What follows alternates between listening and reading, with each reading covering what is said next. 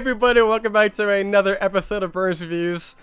I don't even know what to say about a movie that I enjoyed this much. This is, hands down, the greatest Batman story ever told. When it comes to the big screen, because we have seen so many adaptations that take away from Batman and put the focus onto, you know, the villains, like Danny DeVito, Jack Nicholson, you name it.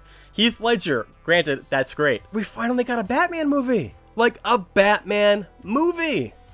Which is crazy, considering you have 5 villains in this movie? A year and a half ago, guys, I dropped a side-by-side comparison video the day after the DC Fandom trailer dropped. It was me comparing The Batman and the movie Seven. It was picked up by multiple outlets. The Film Theory even did a video comparing it to Seven, and the entire time I was like, I really hope they can do it. I hope they can take a PG-13 superhero Batman movie and make it like Seven. And they did it. And not to toot my own horn, but toot toot. They did it! I called it first and boom. So it's good. It's good to know that I'm on the pulse a little bit occasionally. So not only is it like the movie Seven, it's like the movie Chinatown.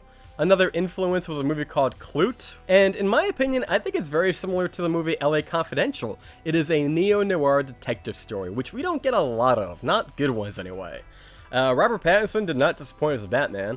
I know people have made a critique saying that, well, when you play Batman, you have to be able to play him 3 different ways. As the Batman, as the playboy billionaire persona, and kind of like the real honest version of him when he's in the Batcave just hanging out with Alfred. Granted, it's too early in the franchise to have the playboy persona. This Batman doesn't care about that, so I'm not really going to gauge him on that. There's only one real scene where he's playing Bruce Wayne. It's in the funeral scene, you've seen it. Not much of a spoiler, but yeah, it's fine. He's still trying to figure things out. The persona that he portrays when he's with Alfred is fine, and when he's Batman, he really nails it. I know the voice is not the most important thing, but considering Christian Bale and even Batfleck didn't quite get it right, it does matter, okay? Yeah, so Pattinson, hands down, pretty decent job. Zoë Kravitz, Colin Farrell, Paul Dano. Damn! Not since Heath Ledger have I seen a Batman villain done this incredibly well. Even topping out Tom Hardy, if I'm being honest. He is like the Zodiac Killer and every single serial killer from that TV show Mindhunters that David Fincher put out. He nails it. You know? I mean, I would dial back the screaming he does by like 15%, but that aside, he was fantastic. Colin Farrell, didn't recognize him at all. I thought he was great. I can't wait for the TV show they're going to put out with him and the Gotham PD.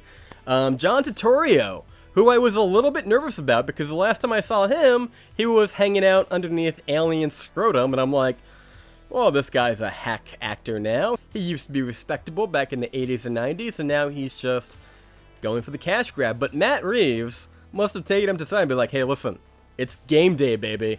He's one of the most underrated performances. I want to see Carmine Falcone in more stuff. I hope he's in that TV show, GCPD, because that would make it that much better. Andy Serkis also did a fantastic job as Alfred. Granted, he's only got maybe a couple of scenes, but there's one scene that's so damn good that almost got me a little emotional. I'm like, damn, Alfred, you're a little hot under the bat collar. Yeah, guys, I don't really know where to nitpick. I really enjoyed this movie. It was my favorite movie. I thought it was going to be less. I thought you couldn't really top The Dark Knight or even match it.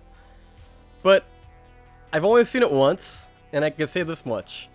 It is neck and neck with The Dark Knight. It's not better. It might be a little bit less than The Dark Knight, but it's very, very close, in my opinion. Going into cons, because I can talk positives all day. The movie is 3 hours long. There might be 1 or 2 scenes in the middle of the movie that are a little bit like, what are we doing? I don't think so. I enjoyed the hell out of it. I feel like I was watching the last 3 episodes of my favorite TV show. And yeah, AMC just raised the ticket prices of this, but considering you're getting 3 hours of this movie and it's all great, I'm okay with that. I guess another negative I can go into, and this is like the most minor of nitpicks, is that the third act is a little bit, what are we doing? It comes out of nowhere. It's not a bad third act. It's action-packed. It's emotional at times. It's great. But I just wish that they paid it off in such a way where they built it up a little bit more in the beginning, so that when we get to that third act, it doesn't feel like it came out of nowhere. But that's really just a nitpick. Also, Robert Pattinson is great, but sometimes I felt like his character could have used a little bit more polish, whether it be the writing or the acting or both. He sometimes felt like a video game character, like an avatar. Like, granted, a lot of people are going to like his interpretation of it because it can kind of imprint anything they want onto him and it will fit. He doesn't pick a very specific lane, and because of that, he's accessible. At the same time, I wish they could have done more with his character, a little bit more. They do a lot, but they could have pushed it a little bit further. Like I said, this is very much a Batman story. It's a detective story. It's a neo-noir. It's everything I love in movies.